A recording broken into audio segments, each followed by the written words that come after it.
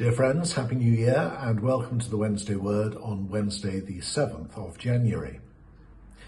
Yesterday was the Feast of the Epiphany and we took down the decorations in the churches. I always find this rather a sad time of year after the Christmas celebrations, but there is much to be gained from reflecting on Epiphany itself, that familiar story from Matthew chapter 2, the visit of the Magi.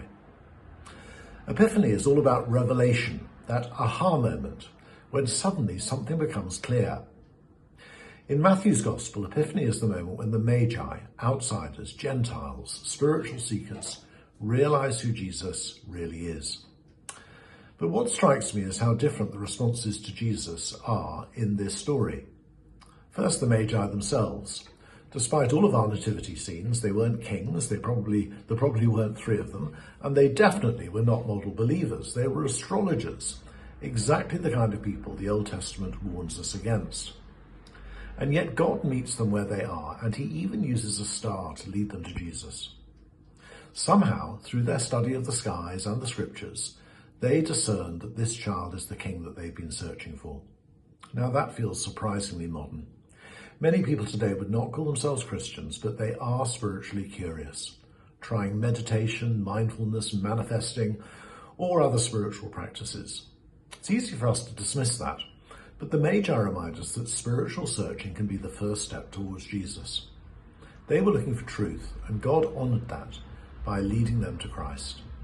As many people have observed, spiritual openness in our culture is a pathway that is leading people to Jesus. And maybe that's you, searching and asking questions. If so, like the Magi, may your journey lead you to him. Then there are the chief priests and the teachers of the law. They know the scriptures inside out. They can quote Micah and pinpoint Bethlehem on a map, but they don't go. They stay comfortable, informed and unmoved. I find that unsettling. It's a warning to those of us who've been Christians for a long time. It's possible to know all the right answers and still not to worship, to hear the Christmas story year after year and to slowly lose our sense of wonder.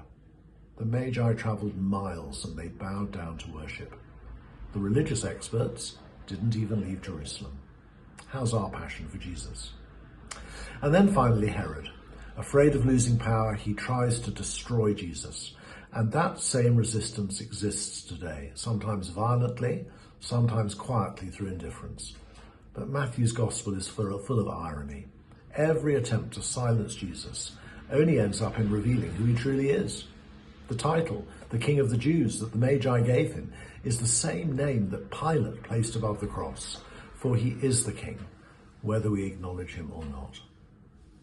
When the Magi finally meet Jesus, they worship and they give gold, frankincense and myrrh, costly, precious gifts.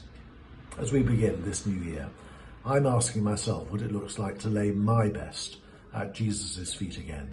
My time, my plans, my security.